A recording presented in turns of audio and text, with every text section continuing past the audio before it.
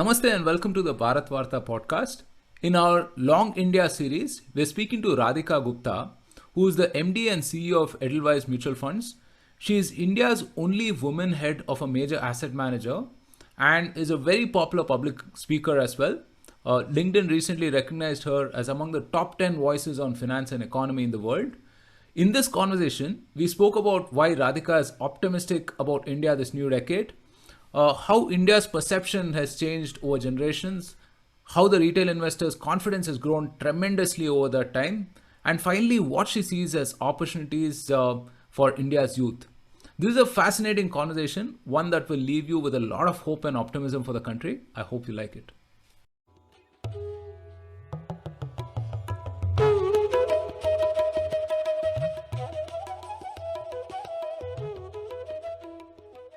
Namaste, Radhika. Welcome to the Bharat Varta podcast. Thank you so much. Namaste. And thank you very much for having me. I'm actually very excited about this conversation. And I love the name of the podcast, by the way. Thank you so much. Thank you. Yeah, I mean, we call this the Long India series, and I had a point to bring it up, with you because you're a finance person anyway. So, yeah. So let's start a little bit with your background and your journey into the investment world. What got you attracted to this, and how has your experience been? Sure. So, and by the way, my Twitter profile these days says long on India and long on mutual funds and long on life. So, coincidentally, we're having a conversation about On being Long long India. on India. I'm also Yeah. long mutual funds and life, but that's a separate matter altogether. Yeah. So, I actually come from a house where nobody has been in corporate India. When my father grew up in the 70s, I think the most prestigious thing to do at that time was join the government, and that's what he did. So he was a foreign service officer, and we could talk about how his perception of India has changed over the years. But essentially, kids don't want to do what their parents do. I guess that was my case. He would have loved for me to join the government, and I'll talk about that later. But I decided to go to Wharton. First kid to study abroad, and went to Wharton on a scholarship. Was one of those lucky few who actually got paid by Wharton to come to the school and had a world-class education. Never thought I would join the world of finance, but frankly didn't know anything about it because when you don't grow up with a corporate background, these things don't even cross your mind to be frank. And did some time in technology, did some time in consulting, and then just joined the world of finance because that's what Wharton was like. And I always say this about careers, right? Much of it is an arranged marriage for most of us. Many people discover their passion early in life. I wasn't one of them. I was a good student and figured my way through, and I've loved this industry. I think the reason I've loved this industry is because it changes very fast. There's always something to learn. I mean, every market cycle teaches you something. There are also very many different facets to this industry. So it's not unidimensional. I mean, in my career, I have done startup finance, I have done large institutions like Edelweiss, I have done global investing, I have done India investing, I have done very complicated institutional kind of products, and I have done very simple retail kind of products. I mean, I have gone from selling mortgage and managing mortgage kind of money for the world biggest institutions to selling SIPs with 500 rupee ticket sizes. So you really got the whole range, and I think both teach you a lot. I've worked with government, I've worked with private sector. So I think that's what I've loved about the business, that there's so many facets to explore. And each day I keep thinking, oh my God, there's so much work to do. And I think if your job can make you feel like that, you're very Yeah. lucky. Yeah. No, I mean, that's absolutely right. I mean, even when you're evaluating, let's say, stocks or whatever, I mean, you discover something and then it's a rabbit hole, right, that you go on. So, something you mentioned is how the perception of India has changed between generations. How has that perception of India changed? And particularly because you've also lived abroad, so you have many different facets to offer on this very question, right? So, yeah, your thoughts on that? So I tell you something my father said when he retired, and he started in the 70s and he retired in the last decade. And he said, I've had the pleasure of seeing, he was addressing a crowd of diplomats and the Queen of Denmark, etc. I've had the pleasure of seeing India transform over the 50, or 40 years that I have served, when he joined in the 70s, and these are stories he tells me, I don't think Indian diplomats commanded a lot of respect because India was not an economic superpower. These were times of the emergency because these were not great times. Then the late 80s came, and I remember coming back as a child to India in the 90s, early 90s, when my father moved back. And we were still carrying packets of Tang in electronics that we bought from Jackson Heights in New York. And we used to have to get the right voltage version for our family back in India. And even when dad used to go back to New York in the early 90s, I was like, Dad, get me chocolates, get me books. I mean, you could not get anything. This was a time when a mobile phone, to forget it. My grandparents didn't have a mobile phone. If you had to make a call, you had to go to the neighbor's house, who chances are had an STD phone. So it was a very different time. And we moved to Nigeria, I think in 1995. I remember going to a very rich kind of American school, and kids would say that the Indian, I used to be called Apu in school. Now, Apu was this character from The Simpsons, and he was an illegal immigrant who used to work at a mart. Okay, that was the stereotype of the Indian. He was a nerdy illegal immigrant from Bengal. I hope no Bengali kills me. Who used to work as at a mart. That was the reputation. People used to ask abroad, do you go to school on elephants and do you see snake charmers? Then what happened is, and I'm not kidding, I mean, this is scary. And then the IT revolution happened. By the time I went to college, and I went to Wharton in the early 2000s, the whole tech revolution happened, and Pokhran also happened. And I think Pokhran was a very important symbol of the fact that India has some power and we will not take nonsense. In fact, I remember going through a lot of debates on Pokhran with my classmates abroad. So there was some interesting times then. But then by the time that happened, the perception of India gradually started changing. Okay, these are the tech nerds, these are smart people, these are the IIT kids. That's how, oh, you're in computer science. Of course, you're Indian. Of course, you're going to be good at this. So that started changing. And then I think, of course, the whole boom of 2003 to 2007 from a capital markets point of view happened. Back in the day, I think there was this whole concept of the brain drain that, you got educated in India and you would go abroad to work and you would escape. And that was the great Indian middle class dream. I think by the last decade, what has happened, and I've seen this with my classmates, people who, like me, went to get educated abroad now want to come back to India. Yeah. And that is a big change from the brain drain. And I actually think the demand to absorb such people is actually less than the supply. So more and more people now think about coming back to India. And I truly think life has come full circle. And I think when my dad retired, he got a lot of respect from his German and Japanese counterparts. He talked to them like an equal. And I think in that sense, his career is a story of the economic rise of India. Right. Yeah, that's fascinating. I mean, you've encapsulated, how the perception has changed over the years between generations. As we enter this new decade of 2020s, there are so many possibilities ahead of us. Speaking from your perspective, what are you particularly optimistic about? I'm a very optimistic person. And I think my optimism is reflected in the fact that 10 years ago, I chose to move to India and leave the US, at a time when layoffs were happening, but one had kept one's job. And I think over the last decade, and then I get into specifics, people keep asking you, do you regret the move? Do you wish you had gone back to the US? And I would say I have never once regretted the move. I think what makes me optimistic for my profession and most professions about India is the size of opportunity. So I come from financial services. In the US, and I love the US market, you are solving very complex third order problems because all the basics have been solved in the US, right? In India, you're not solving third order problems. You're not doing the cutting edge stuff. I'm not going to say that for the day. You're solving simple things, but you're doing it at mass scale. Yeah. So for a young person, the opportunity to have impact, and to me, success is impact.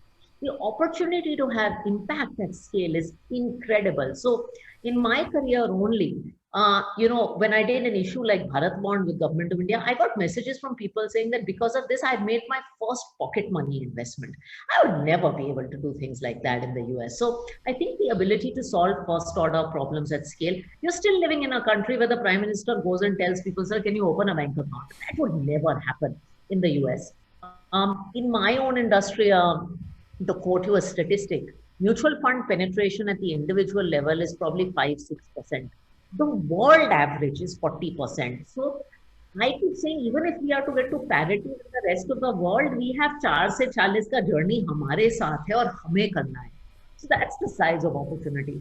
I think Right. the second thing that makes me optimistic over the last 5-7 years is I think India's approach to, and I'm a diplomat's daughter, India's approach to finding its place in the world has changed. And I was very enthused by this budget. I was less enthused by the measures and I was more enthused by the belief that India is unique, India is different, India has its own problems, and India is going to solve them its own way. So India is going to do what is right for India rather than what World Bank or IMF or some credit rating agency tells us. We're going to do what's right for our people, our way, and we are going to tell our own narrative. And I think we are shaping that narrative. By the way, I also think on a separate note, the whole vaccine diplomacy, being a diplomat's daughter, is Yeah. an incredible way to communicate your soft power. At a time when some other countries have done what they have done, for a country like India to be exporting without making a song and dance of it vaccines to more than 100 countries tells you the economic strength and the scientific strength of India. So I think India has found its confidence and mojo over the last 5-10 years, and hopefully that translates into execution. Right. Yeah. So you touched upon multiple different axes of growth and optimism. Let's talk about the markets because that's where you operate and you are most passionate about as well, right? So we had a record number of investors, retail investors entering the market last year. Does it reflect that renewed confidence in India, in your opinion? So there is definitely a generation of retail investors and more millennial investors that have gotten more and more aspirational. I think my father's generation was a post office generation. They were an FD generation, डाक खाने की generation जिसे हम कहते हैं. My generation started experimenting with money. I think the youth and the younger investor of today, and one meets so many investors, one is a lot more aware, and secondly is aspirational both about his career and about his money. So you see people asking questions, you see people challenging norms, and they're not, by the way, just trying to do simple equity mutual funds. For instance, we run some of the more exotic kind of products like US technology funds and China funds, etc. These are people who are looking to even do things like investing abroad. So they are financially savvy and they want to do things with their money. And I think the participation in markets is a reflection of it. They're also getting more mature. So this is an interesting statistic. In March, when markets fell and everyone said retail would run away, retail investors actually put in money into the markets. FIIs ran away from the markets. Now, when markets have risen, perhaps retail investors are taking back a little bit of money. So it's Yeah. not only a retail investor is getting interested, he's also getting smarter. Yeah, yeah. No, that's absolutely true. I think the outflows consistently have been like record numbers, right? In terms of people withdrawing money from the equity mutual funds and so on, I think. Uh, you briefly said that the budget, actually, you've said before that the budget was a thoughtful one for extraordinary times, right? And I think, others as well have said that it signals, much more than what, people are reading into it and so on. Do you want to elaborate a little bit on that? Sure. So as I said, I think the first element, and I look at signaling in these things. As I said, the first element is one, India is different, Indian answers to Indian problems. And I genuinely believe you can't compare a country with our stage of per capita income and our population to the US market. Even in the context of financial markets, by the way, I always say comparisons made between India and US financial markets, and we can talk about that, are absolutely ludicrous. These are completely different markets, and that's what I've experienced in my own career. The second thing that I liked is we prioritized growth. Hmm. And, I think India, you talked about this in the context of markets. I think we are a growth oriented country. It's almost like growth is a drug. It's growth for the economy, it's GDP growth, it's career growth. If people do it's salary growth, we want growth. Because, and by the way, when foreign investors look at India, they look at us for growth. You don't come to India for stability, you come to India for growth. We're like a teenager. Yeah. We're volatile, we're up and down, but we grow fast. And I think this budget prioritized growth because in India, I genuinely believe growth will lift everyone up. If you really have to lift people up, the answer is going to come from growth. And you can make two choices. You can make a choice in the budget to spend money on revenue expenditure and do subsidies, etc., which is what we've been doing for the longest time to keep people happy. Or you can make a choice to invest in the future. You can make a choice to invest in your infrastructure. You can make a choice to invest in the future. I think for once we said, listen, I am going to invest in the future, even if it is the difficult option. And I think the third thing that the budget got right is everyone expected big taxes, COVID cesses, the standard solutions. Yeah. We said we're not going to do that. We are going to take unproductive assets that the government has, whether it is state-owned companies, whether it is land assets, and try and monetize them. So we are going to push ourselves again on the harder answer. We are not going to put more of a tax burden on the middle class Indian. I already believe, by the way, that the salaried individual in this country is way overtaxed and way overpaid. There was a very nice line in the budget that said, I want to collect more taxes, but it's not by increasing the tax rate, it's by increasing the tax net. And it's very important because in this country, I don't believe enough people pay tax. I mean, I'm a salaried professional and look at the lifestyle of most of my friends in business who are far richer than me. I mean, see the cars they drive and see what I drive. They pay far less tax than me and they know that. Right. Yeah. No, I think it was a shift from wealth redistribution to wealth creation, which is why, I mean, a lot of people are very positive about it. In terms of the economy itself, I mean, do you think we have kind of bottomed out and what do you see as short to midterm growth drivers for India at this point of time? So I think pre-budget, we were starting to come back, but it was a precarious recovery. So the organized sector was starting to come back. In fact, corporate results have been fantastic across the board. The first time they were good in quarter 2, it was a lot of cost cutting. But the second time you actually see top line numbers, Yeah. I think largely the economy has come back. The unorganized sector has not come back. I think the budget addresses some of that, but really, I think the core of India, which is MSME and the unorganized sector, has to come back. So it's a precarious recovery, but I think the budget hopefully gives more legs to that recovery. So I think that's where we are. As I said, I think corporate earnings seem to be in very good shape. One area of concern and one place that India has been lucky so far, and I hope we continue to remain lucky, is that we've not had a second wave of COVID. Yeah. For other economies, once you have opened the economy after the lockdown, COVID has significantly worsened. In India, that has not happened, although I've heard some spikes in Maharashtra. If COVID continues the way it is, I think you will see things coming back. I was talking to even some of the most COVID sensitive sectors. Hospitality is back in a large way. Hotels, at least, tourism is back. Even business travel, domestic airlines are at 70 to 80%. Maybe entertainment is one sector that's suffering. So I think even some of your most volatile sectors are starting to come back. And philosophically, I would say, I don't like to bet against the Indian entrepreneur. The Indian entrepreneur has usually found a way. Right. Yeah. So, coming back to retail investors as such, right? So finance and investing can seem, very daunting to the average person, right? Are there any, what would you say are simple ways for people to understand some fundamental concepts so they can, participate more in these markets? Yeah. I think it's very important. And unfortunately, we are not the most financially educated market. Yeah. I think it's very, and what happens is, I'm on social media, and most of the times I was having a conversation with a fairly educated group of investors today, and they're like, Radhika, tell me what are the best schemes to invest in? And this is a common question I get, and it is the absolutely worst question to ask once you start investing. The first thing to do when you start investing is understand the basics of the investment asset classes. So there is equity, there is debt. And you really have to understand what is equity, what is debt. For instance, if I'm investing in a mutual fund, मैं क्या खरीद रहा हूँ? Am I buying a phone? What am I buying? I am buying stocks of companies. I'm actually not buying stocks. So there's another myth, I'm buying stocks. I'm actually buying part ownership in companies. Now, what kind of companies am I buying?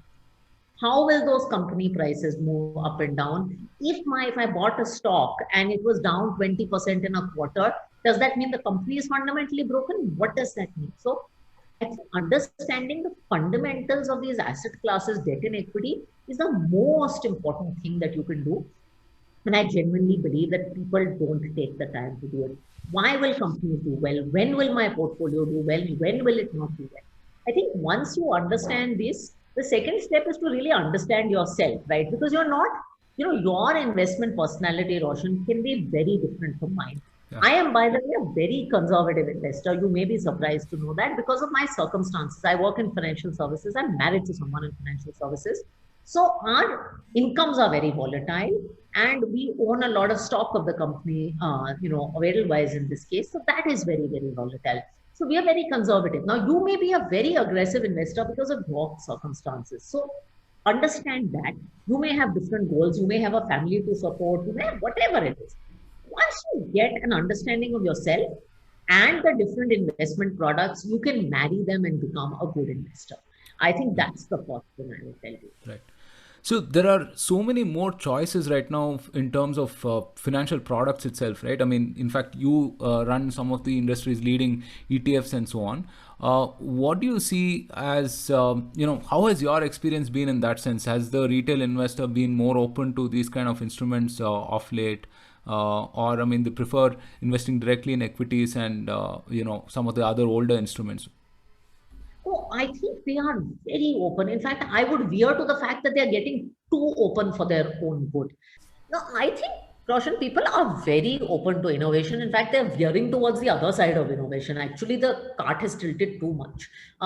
If you look at the history of mutual fund products, and you had two kinds of products. You essentially had debt mutual funds and equity mutual funds that invested in domestic markets, and they were an alternative to doing direct equity yourself. So if I didn't want to hold a direct equity portfolio, I would do it via the domestic mutual fund route. This basket has completely expanded. So for instance, passive products have come in, products like Bharat Bond, for instance, that are not actively managed and that are passive. So ETF products have come in, huge amount of adoption. I mean, Bharat Bond is a 30,000 crore program within 1 year of launch. So I think if people see a product that solves their problems, they are quick to pick it up. The other good thing is that the mutual fund platform is a very regulated platform. So what that helps in is it gives a retail investor a basic level of confidence that regardless of if I pick one of the 44 AMCs, my money is safe. The basics are checked off, the basic operations. So I think that's one of the things that the mutual fund industry has brought. It's a very transparent, regulated, simple, and accessible industry. Right. Now, as I said, other products are coming into foray. We are one of the largest players in mutual funds in India that invest in overseas markets. So we have a product that looks at emerging markets or China or US technology or some of these Tesla and these kind of companies. We've seen huge adoption by retail investors. In fact, some of our largest retail products tend to be our more exotic international products. We hope people are understanding them and coming in, but it just gives you a sense of the kind of adoption and openness people have to new ideas. And Right. I think the investor is more informed in terms of global awareness. He knows what products are available. He's globally informed. And sometimes, you'll have these investors and they'll tell you, Radhika, this cloud computing ETF or this biotech ETF is manufactured by some company in the US. Why don't you bring it to India? So they're actually coming back to you and writing to you with suggestions. They're also a lot more digitally aware. So you get a lot of feedback on your website, your digital properties, that this is my experience at Amazon. So they're also pushing us to get better and better. Right. So how do you see the impact of fintechs? I mean, that over the last 10, 15 years, I mean, they've changed, completely disrupted the landscape. And I feel like, fintech innovation in India is miles ahead of anywhere else in the world. Right. So how do you see the impact of fintechs? Oh yeah, firstly, I believe that fintech and mobile, I think these are two industries that are just, they rock in India. I think we set standards in India. So I think firstly that, I think fintech is doing a lot. I think the biggest thing for me personally is that fintech is opening the financial products landscape to Bharat, so to say, and they're doing it without having branch presence in 100 parts of the Yeah. country. I mean, as a younger mutual fund, if you had to succeed as a mutual fund, the old model was Radhika, please go open 200 branches and have a sales force of 1,000 people. People like Paytm are accessing consumers that even domestic mutual funds with huge branch networks are not doing because they believe every mobile phone is a branch. And I think they're really challenging the business model. So now I can confidently say I don't need to build a large sales team. I don't need to have branch presence, but I can really reach out to Bharat because the fintechs, I think, have shown the way. Fintechs, I think, are also putting pressure on businesses like ours to upgrade our game on digital and technology because I think the kind of work they've done in terms of user interface, user experience, you can't just say regulations say this, aisa hi hoga. You really have to push us. We just released a new website and digital property. We really, and we don't even now we benchmark to fintech. So I think that's the other thing that fintechs are doing. They're making us accessible. They're disrupting the belief that you need branches to succeed, and they're pushing us on our own digital experience. Right. So anytime we have a finance person on the podcast, I mean, people. One of the most requested questions is, about cryptocurrency, right? And it's a pretty interesting, invention, discovery, whatever, call it what you will, over the last 15 years or so, right? And you're seeing that the government is considering a ban on it. Do you have any thoughts on crypto at all? God, I get so many questions on crypto. I mean, I'm sitting again with a large family office, and they're like, "Do we do crypto?" And okay, I don't understand crypto well enough. I have tried to understand it. Maybe I'm not smart enough to understand it. I just want to ask the Indian investor a question.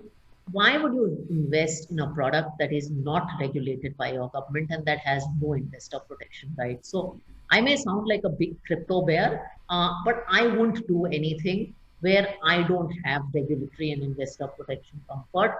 Money is hard on India. I mean, we all work really hard to earn our money. We deal with bosses and we deal with work and we deal with commute. It should be invested sensibly. And I really believe, 80 to 90% of your money should go into the dal chawal of investments, the basics. You want to spend 5 to 10% of your time doing all this? Okay, fine. Everyone needs a kick in life. But 90% of your money should be invested responsibly. Right. So the other most requested answer is question is that, the markets are at record highs right now, right? How do you see it going forward, Okay, so the secret of markets is that unfortunately no one can predict, and markets are incredibly volatile. Indians are very sentimental people. I mean, this is always, if you look at March 2020, when markets fell 30% in a month, most of us thought the world was going to end. I mean, if you look at the kind of budgeting even I did for my business this year, I mean, we blasted budgets because budgets were so conservative then. And come here and markets are at record high. So I think the first thing you have to say is that you can't predict markets. You can only prepare and make sure your investments are robust for all kinds of markets. On markets, I have to say you have to realize that these traditional things like Sensex hits 50,000, markets are at all-time high, price to earnings ratios. These are very traditional ways, and beyond the point, these are all narratives. So I don't buy into them too much. Markets will always be. My age is always at a lifetime high, right? So markets. So I don't buy. Or you are always crossing milestones. Who's to say 50, not 55? So these are nice things to talk about and nice things in the media. I think you have to look at the fundamentals of what are going on. You are living in a world where interest rates are exceptionally low. And all global economies are doing this to support their economies coming back from the COVID period. When interest rates are very low, there is a lot of liquidity in the world, and markets do behave very, very differently. So the traditional barometers to measure markets may not be the most applicable. The second thing people say is, oh, companies are doing poorly on the ground, markets are behaving differently. Remember, markets work on expectations. So today's markets work on tomorrow's expectations. Yeah. Expectation is that there will be a recovery. So these are just a couple of things to keep in mind when you think about markets. Right. we've over the last 30 minutes or so, we've discussed plenty of optimistic things, right? I mean, about why India will grow and so on. In your opinion, if what are some threats and what are some challenges that could actually hold us back from this growth? I mean, have you kind of identified those? Like, Oh, yeah, and there's no shortage of them, right? India is not without its share of problems. I think a couple of things that I would say. One is constant change. I think one thing that has worked for India is a period of political stability in the recent past. And also, we desperately need stability in our taxation and economic regime. Remember, if businesses have to invest, if foreigners have to invest, they need to see a stable policy regime in India. They can't see policy regime changing, tax changing, and we have been guilty of this in the last 5 to 10 years. In fact, one of the things I loved about the budget was that nothing changed on the taxation front. So, doing nothing is a great thing. And in a country like ours, we desperately need stability so that people put in capital and are comfortable that if I put in capital for 10, 15 years, यहाँ कुछ बदलने नहीं वाला. That is very, very important and a big risk. right. The second big risk I feel is execution. I think India mein ideas are easy, execution is damn tough. In fact, if I had to bet on an idea guy versus an execution guy in India, I'd bet on the execution guy in India. The budget is ultimately a statement of intent. For instance, the whole thing about asset monetization and disinvestment, it has to be executed. And by the way, executing these things is not easy. I mean, we've been hearing about Air India being sold for 15 years. Yeah. So privatization, these things are easier said than done in a country as complex in India. So I think execution is a big risk. And I think finally, there is no average of India, right? India is many different Indias within itself. And to get derailed by all the confusion that this de-averaged India poses, and India has to grow and carry everybody along. So I think that is very important because, this is the challenge of a large, diverse democracy. Yeah, no, that's absolutely true. I think different sections of our demographics have different aspirations, right? I mean, since we spoke about taxation, I mean, there's always this common middle class refrain of, we are the guys working really hard, we're the guys who are getting taxed the most, and so on. Do you see this class of people, something to cheer about, in the next 5 or 10 years as such? Look, I think, most middle class Indians are going to, and most salaried professionals, forget middle class, will always want a tax cut. Because as I said, the middle class Indian feels like he pays the entire proportion of tax from his salary and he can't even do anything about it. He can't even offset expenses against it, right? Just because of the way it is. But you also have to realize in this year, the fact that your taxes didn't go up, when the government is saying, I'm going to spend all this money on your future growth, etc., he has to fund it from somewhere. I mean, kahin se to paisa aayega. So this is not a year where I think you could have gone and cut taxes. Hopefully, I believe that as the tax net grows, as corporate taxes come down, perhaps there will be some relief for the middle class Indian. The middle class Indian, though, you have to look at it counter way, is also going to be the beneficiary of a lot of the things the government may be able to do. So if there is a boom in infrastructure, more engineers are going to be hired, more technicians are going to be hired, more designers are going to be hired. Hopefully their income will grow, they will become consumers. If more healthcare is done, more educational institutions are set up. So ultimately it all has to happen for the middle class. So hopefully the middle class will be a beneficiary of these policies too. Right. So we have the largest number of young people in the world, right? So what would you advise a young person starting out today, let's say 2021, what would you advise to them? Oh, so firstly, I think our young people are our biggest asset and could be your biggest liability. I mean, if the one thing the government has to constantly do is make sure that this demographic dividend doesn't become a nightmare. These people have to be productive, they need jobs. And I really think I'm a markets person. I think the multiplier or the PE multiple on the Indian youth is much lower than it needs to be. And this is data. I mean, see what an Indian engineer makes versus a Chinese engineer or an American engineer. So I think the multiple on the Indian youth firstly needs to be re-rated. And that's what I keep telling young people. You have to work to re-rate your own personal multiple. I mean, something I keep trying to do. I think find gainful employment, educate yourself well, and find a career trajectory that works for you. Get into a good job, and spend your 20s really working hard and learning hard so that your 30s and 40s are a lot smoother. Ultimately, I think India is a country where education and employment are really the answers to a lot of problems. Right. Any sort of policy interventions or enablement that you see fit for just to for that same purpose? So I think we need to work hard on jobs. One of the things that I didn't see too much in the budget was incentives, for instance, for startups. In terms of giving ESOPs, there's a lot of stuff you can do in terms of making the startup community more vibrant. I also think that the new era post COVID is a work from home era, and that potentially can even change the life of a youth in tier three. Like if me as Edelweiss Mutual Fund, why do I need to hire a graphic designer sitting in Bombay? Why can't I hire a really talented guy sitting in tier three? And I wish we would find a way to leverage this work from home opportunity from a policy point of view. So I think those are a couple of things that the government can do. Also, I think there's a lot of talk about implementing. NEP is a great policy, the education policy, because I think it all starts with education. Implementation of NEP combined with practical training will go a long way. I mean, today, 80% of your engineers are unemployable. So you have to ask yourself now, what are you educating these engineers for? Right. You're a role model for so many people, especially for young women. Any specific advice to women who are, starting out their careers at this point of time and are faced with multiple different choices, and how they should sort of embrace these opportunities and make the best of them? I could talk endlessly on this because I talk to a lot of young women. I think a couple of things. One, be really ambitious. I think young Indian women are, I mean, young Indians are not taught to be ambitious, but young Indian women, unfortunately, are not taught to be ambitious. We are always taught to hold back. And I think dreaming big is very important. The second is don't give up.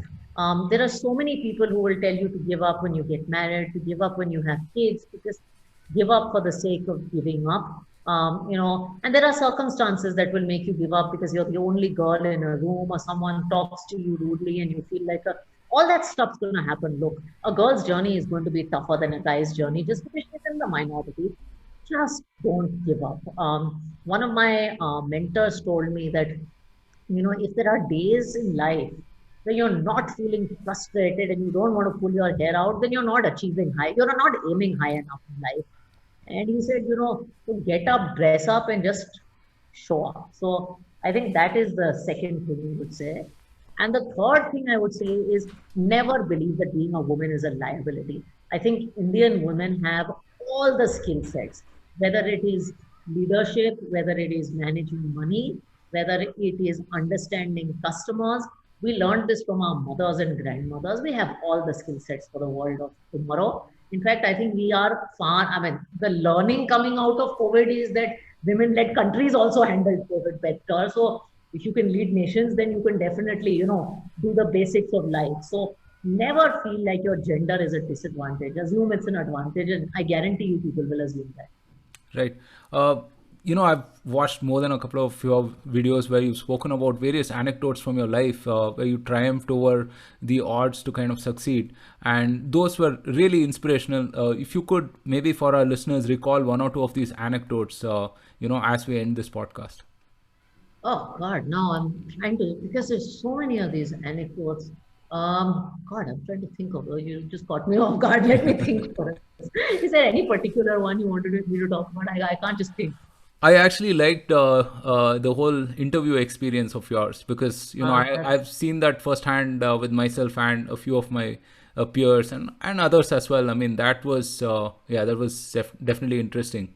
You're landing the McKinsey interview at the end of the day. The only problem is that is in every video, so you might get bored of that. That's the only problem. I'm trying to think of something that's interesting. So I'll tell you a recent anecdote that's perhaps less. Okay. So I'll tell you a more recent anecdote that's perhaps not part of my videos, and I think it kind of relates to your previous question.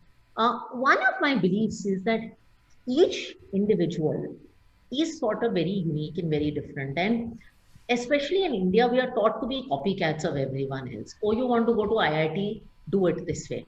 Oh, you want to be successful? Do it this way. We've got these guides, right? It's like, you remember in school, you used to have these problems like if five men took, 5 hours to screw four light bulbs, how long would it take 10 men to do that? I mean, you remember Yeah. this? Thankfully, they didn't have women in that because women don't agree. But the fact is, five men don't do the same thing identically, right? All of us are unique and different. And I really believe all of us have to carve our own path and do what works for us. That has been my story with Edelweiss Mutual Fund. So I've kind of been doing my own thing, my own way. And if you know me from social media, I do a lot of my own writing and I share anecdotes and life stories, etc. So last year, LinkedIn came to me and they said, "We've rated you one of the top 20 voices in India." So I said, "That's very sweet," etc., etc. Then they come to me and they say, "We have rated you one of the top 10 voices in the world on finance and economy." And for that minute, I just felt like a fraud because the only other Indian in that list was Raghu Ram Rajan. So I went to my husband and I said, I'm a fraud. I've just like, there's something wrong because he's Raghu Ram Rajan. This is finance and economy, and there's me, right? I'm writing, like, if you see my LinkedIn post, I'm writing very simple stuff about my life and work and personal finance. And it's not like PhD stuff. And my husband told me something which I really like. And he's like, you don't have to be like Ram Rajan. You are what you are because you are. And, in just being yourself, you'll be recognized for that. So I grew up in Italy in part, and they always said that, originals always have value, fakes don't have value. And I think this was my proof that, you have to be original. Right.